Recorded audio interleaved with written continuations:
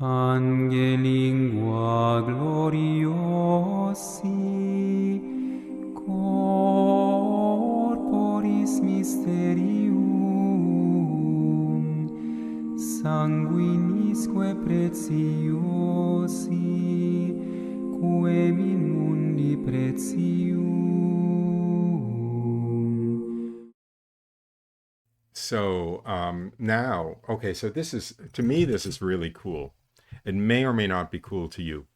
But I have talked several times in the last 2 months about the relationship between, of course, the Jewish pseudo sacraments or sacraments and the Catholic sacraments, and how the crucifixion and Easter were the fulfillment of Passover, and how the crucifixion was also, in some sense, the fulfillment of Yom Kippur, Yom Kippur being the Jewish Day of Atonement, and Jesus' passion and death on the cross being atonement for all of the sins of all of mankind.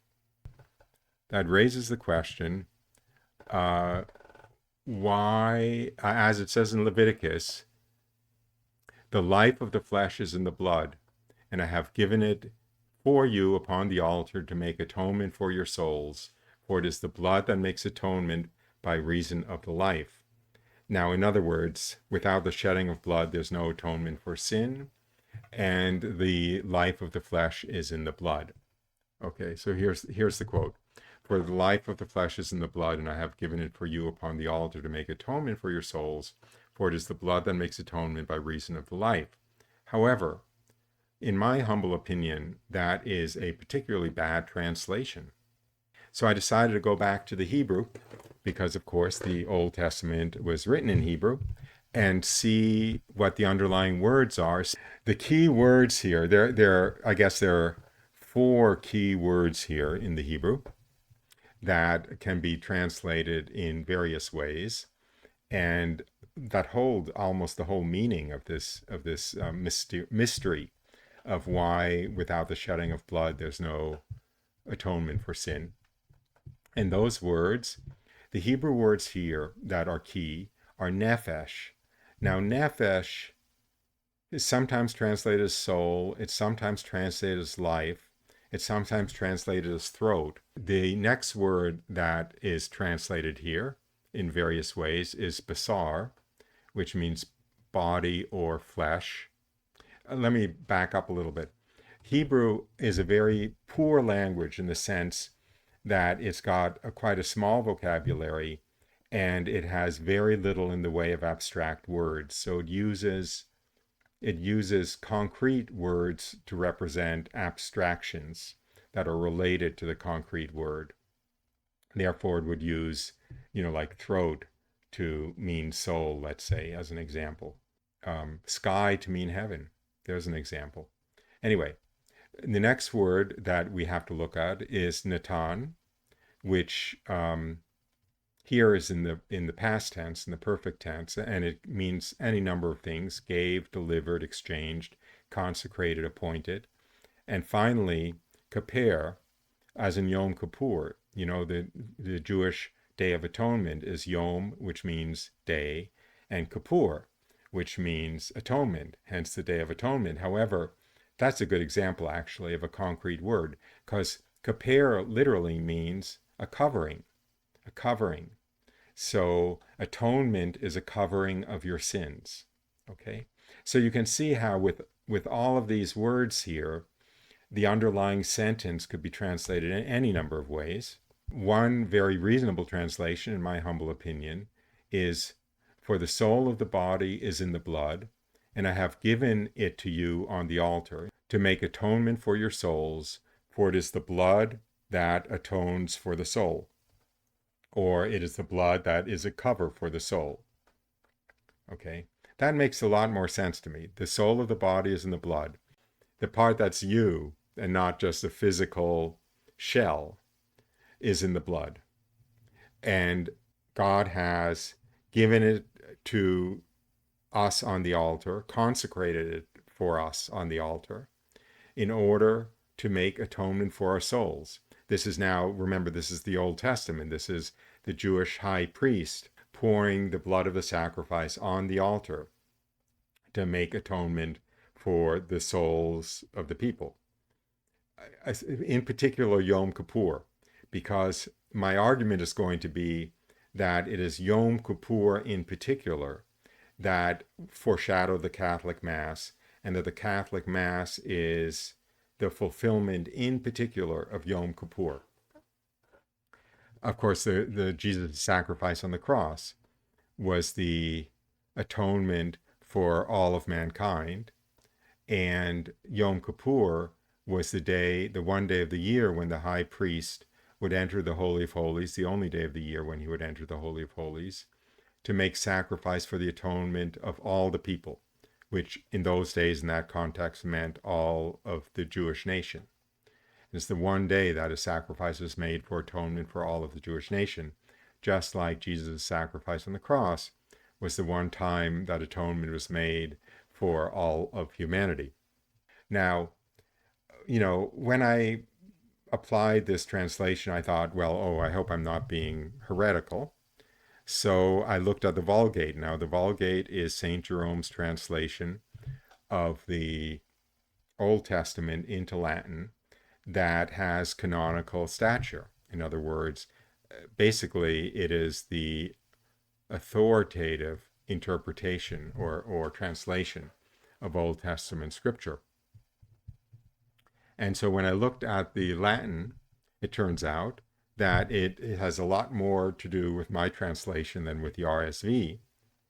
For the soul of the flesh is in the blood, and I have given it to you on the altar to make atonement for your souls. Let the blood be a cover for your souls. Okay? Crystal clear, right? None of the bizarreness of the RSV translation. Whether you call it atonement for your souls or cover for your souls, once you know that the only word that Hebrew has for atonement is covering, then, or cover actually, then you can see how logical it is that the Vulgate says cover for your souls.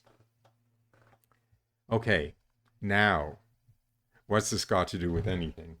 Whenever I'm at Mass, after I looked into the Yom Kippur Mass relationship, I was overwhelmed every time I'm in Mass, because where I go to Mass, there is a very large crucifix. It's a traditional Latin Mass, which means the priest is facing the altar, and above the altar, there is a very large crucifix with a corpus directly above the center of the altar where the priest is consecrating.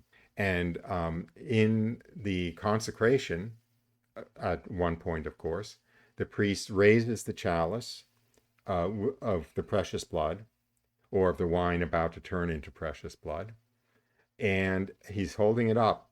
So he's holding it up pretty much under what would be the stream of blood coming down from Jesus's pierced heart. I mean, it's, kind of right under, it's right in front of and under the corpus.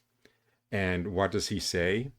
He says, in like manner, after he had supped, taking also this excellent chalice into his holy and venerable hands, and giving thanks to thee, he blessed it and gave it to his disciples, saying, take ye all of you and drink of this, for this is the chalice of my blood, of the new and eternal testament, the mystery of faith, which shall be poured out for you and for many unto the remission of sins. And as often as you do these things, do them in memory of me. Now, if you go to the Novus Ordo Mass, you know that they move around the mystery of faith a little bit. And after saying for the remission of sins, the mystery of faith, everybody says, Christ has died, Christ has risen, Christ will come again, or something like that. But that wasn't always the canon of the Mass. As a matter of fact, it wasn't at all until after Vatican II. This is actually the only words of consecration that were used certainly from the 5th century until the 20th century period. And the mystery of faith was not some recitation of some arbitrary mystery of faith. The mystery of faith was the elevation of the chalice. I mean, in other words, it was while the chalice was being elevated and held up, essentially under the stream of blood pouring from Jesus. This is the mystery of the faith. This is the mystery of the faith. This pouring of the blood from the crucified Christ into the chalice, that for the remission of sins, is the mystery of the faith.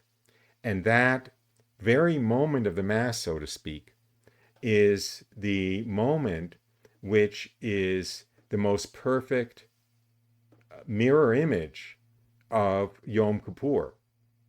Yom Kippur was the only time when the priests would pour blood on the Holy of Holies, the only time in the whole year when the priests would pour blood on the Holy of Holies. And that pouring of the blood on the Holy of Holies would be for the remission of sins of the Jewish nation, as the pouring of Jesus' blood into the chalice is for the remission of sins for all of mankind. I mean, if you're a Jew 2,000 years ago or 1990 years ago, at one of the early masses, this would be extremely vivid that this is the mystery of faith. This is the transformation of Judaism, which was just a picture of the true shedding of blood for the remission of sins. And how incredibly beautiful that man was allowed to pour a creature's blood for the remission of sins, and God has poured God's blood for the remission of sins. What an infinitely more powerful, so much more powerful sacramental, let's say, that it's clear that the only meaning of the other sacramental was as a foreshadowing of this one. Now, finally, man gave a creature's blood for the remission of sins, for getting forgiveness from God. God has given the blood of his only beloved Son for the remission of sins. Now, let's hearken back to the beginning of Judaism, which is Abraham's willingness to sacrifice Isaac on Mount Moriah. That was the birth of Judaism. Okay, so Abraham was willing to sacrifice Isaac on the top of Mount Moriah. The angel said, "Now that I see you have done this and have not withheld your son, your only beloved son, from me, I will multiply your offspring like the stars of heaven and the sands on the seashore, and through your seed shall all the peoples of the earth be blessed." That was the promise to send the Messiah through the seed of Abraham. That was a blessing. Through your seed, all the peoples of the earth shall be blessed. They'd be blessed by Christ, of course, by Christianity that came through the seed of Abraham, because Jesus was the seed of Abraham. That was the beginning of Judaism. That was the beginning of Christianity too, because it was the promise to send Jesus. So on Mount Moriah, God substituted God's son's blood for the human son's blood, replaced the need for Abraham's son's blood by the promise of God's son's blood.